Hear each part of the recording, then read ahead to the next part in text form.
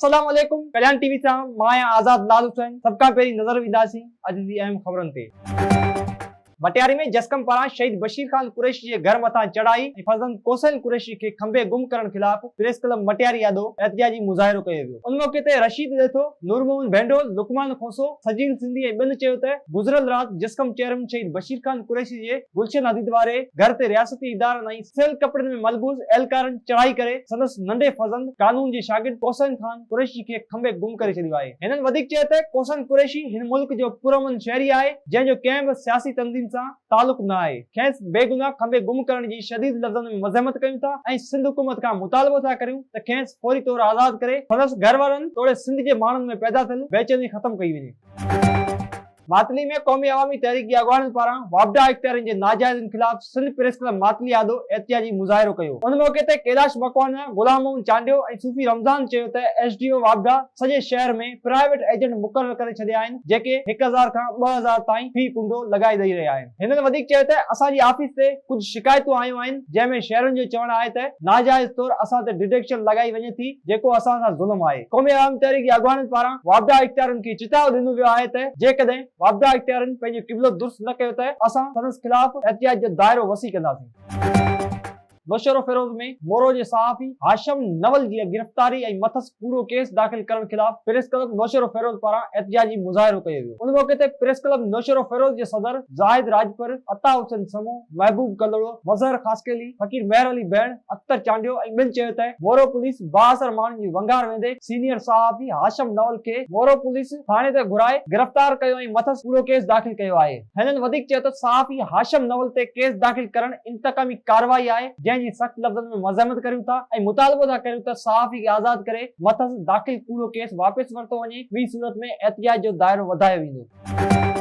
मातली में जस्कम ऐं एसयूपी पारां शहीद बशीर खान कुरैशी जे घर ते राति जी ऊंदाही में चढ़ाई करे संदसि फर्ज़ंद कोसैन खान कुरैशी खे खंबे गुम करण खिलाफ़ फुलकारा चौक खां सिंध प्रेस क्लब ताईं एहतिजाजी रैली कढी वई। उन मौके ते रियाज़ खोसो, मुख्तार ज़ंगेजो, डॉक्टर रब्दुल चांग, अलीबख्श सोलंगी, एजाज ख़ासकेली ऐं ॿियनि चयो त शहीद बशीर खान कुरैशी जे घर ते राति जी ऊंदाही में चढ़ाई करे चादर ऐं चौदीवारी जो तक़दस पायमाल करण ऐं संदसि पुटु कोसैन खान कुरैशी खे बेगुनाह खंबे गुम करण जी सख़्त लफ़्ज़नि में मज़म्मत करियूं था। हिननि आला इख्तियारनि खां मुतालबो कंदे चयो त शहीद बशीर खान जे फर्ज़ंद खे फौरी तौर आज़ाद कयो वञे। ॿी सूरत में एहतिजाज जो दाइरो वधायो वेंदो।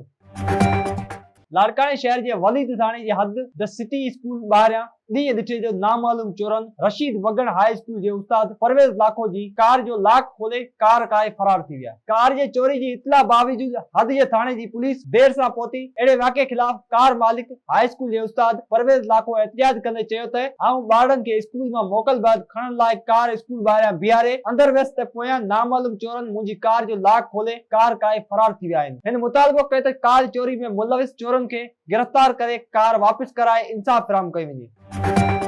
शाहपुर जानिया में जस्कम पारां चेयरमैन सनान खान कुरैशी जे घर ते चढ़ाई, चादर ऐं चौदीवारी जो तक़दस पायमाल करण ऐं नंढे भाउ कोसैन खान कुरैशी खे रियासती इदारनि पारां खंबे गुम करण खिलाफ़ एहतिजाजी मुज़ाहिरो कयो वियो। उन मौके ते अॻवाननि अब्दुल फताह बुगियो, मिठल जसकाणी, ज़फर बुगियो, असद सिंधी, आदिल लिगारी, शरीफ सिंधी ऐं ॿियनि चयो त क़ौमी कारकुननि जे घरनि ते चढ़ायूं करे हिरासां बैदि खंबे गुम करण इंसानी तोड़े कानूनी भञकड़ी आहे। जस्कम चेयरमैन सनान खान कुरैशी जे घर जो तक़दस पायमाल कंदे घर अंदर घिड़ी नंढे भाउ कोसैन कुरैशी खे खंबे गुम करण गुंडागर्दी आहे। हिननि चयो त हुक्मरान अवाम खां गबो खसण में पूरा आहिनि, न रुगो बुख मारण पर सिंधनि खे पंहिंजे हक़नि लाइ आवाज़ बुलंद करण ते खंबियो पियो वञे। अॻवाननि मुतालबो कयो त फौरन खंबे गुम कयल कोसैन कुरैशी खे आज़ाद कयो वञे।